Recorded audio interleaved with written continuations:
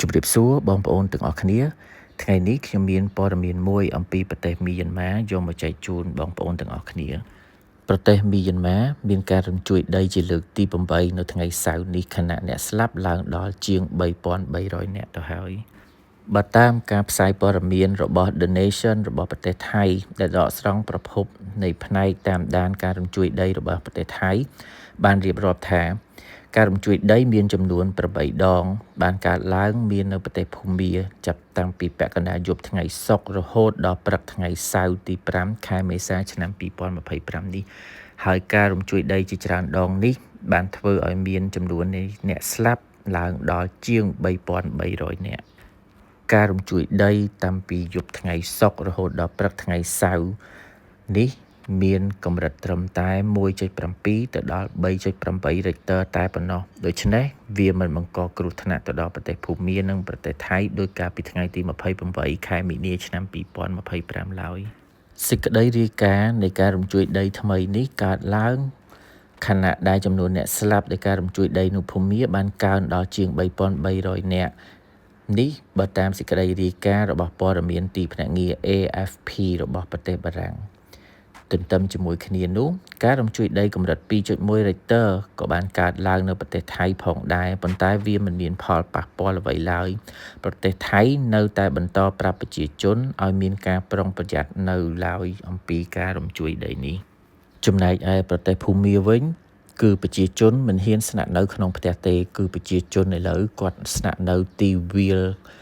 ខាងក្រៅឧទាហរណ៍ដូចជាកន្លែងទីវាលវាយកូនគោលទីវាលទាត់បាល់ឬក៏ទីវាលផ្សេងដែលថាมันមានអាគារនៅពីលើគឺគាត់ទៅស្នាក់នៅទីនោះហើយអ្នកខ្លះក៏មានជាប្រភេទតង់ដូចតង់យើង camping ដើម្បីទៅស្នាក់នៅអ្នកខ្លះទៀតក៏មិនមានជាតង់ camping ក៏គាត់មានដូចជាមុងដូចជាអីហើយមានប៉ៅអ៊ីឬក៏កៅអីគាត់ទៅស្នាក់នៅគេងសម្រាកនៅទីនោះព្រោះអីគាត់មិនហ៊ានសម្រាកនៅក្នុងផ្ទះដោយសារតែការកើតឡើងគ្រោះធម្មជាតិរញ្ជួយដីនេះគឺបានកើតឡើងនឹងវាបហាប្រទេសមីយ៉ាន់ម៉ាខ្លាំងមែនទែន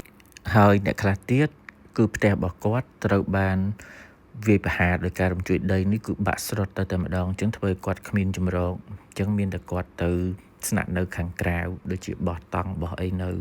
សម្រាប់ប្រទេសថៃវិញក៏បានបាក់អាគារមួយផងដែរកាលពីថ្ងៃទី28ហ្នឹងអញ្ចឹងប្រទេសថៃរាល់ថ្ងៃនេះក៏កំពុងឲ្យប្រជាជនរបស់ខ្លួនប្រុងប្រយ័ត្នអំពីការរំជួយដីនឹងកើតឡើងម្ដងទៀតដោយសារតែនៅក្នុង page របស់ Earthquake Everyday បានផុសមកថាការរំជួយដីគឺអាចមានកើតឡើងរហូតដល់ថ្ងៃទី12ខែមេសាឆ្នាំ2025នៅក្នុងប្រទេសណាមួយគឺអត់ទាន់ដឹងច្បាស់ទេតែគឺមាននៅក្នុងប្រទេសអាស៊ីអញ្ចឹងប្រទេសដែលមាននៅក្នុងប្រទេសអាស៊ីគឺត្រូវតែមានការប្រុងប្រយ័ត្នខ្ពស់មែនទែនជាចុងក្រោយខ្ញុំសូមបួងសួងដល់វត្ថុស័ក្តិសិទ្ធិសូមឲ្យជួយថែរក្សាគ្រប់បណ្ដាប្រទេសទាំងអស់នៅលើពិភពលោកជួយបន្ថែរក្សាប្រជាជនទាំងអស់នៅលើពិភពលោកឲ្យជួបប្រទះតែសេចក្តីសុខនិងសុវត្ថិភាពទាំងអស់គ្នាជាពិសេសក្នុងអំឡុងពេលនេះខ្ញុំសូមបួងសួងដល់ប្រទេសមីយ៉ាន់ម៉ាសូមឲ្យរួចផុតពីការរំជួយដីមួយនេះសូមឲ្យប្រជាជនទាំងអស់មានសុវត្ថិភាពទាំងអស់គ្នាបាទសូមអរគុណច្រើនសូមជម្រាបលាជួបគ្នាជាមួយនឹងខ្ញុំនៅវីដេអូក្រោយរបស់ខ្ញុំទៀតអរគុណ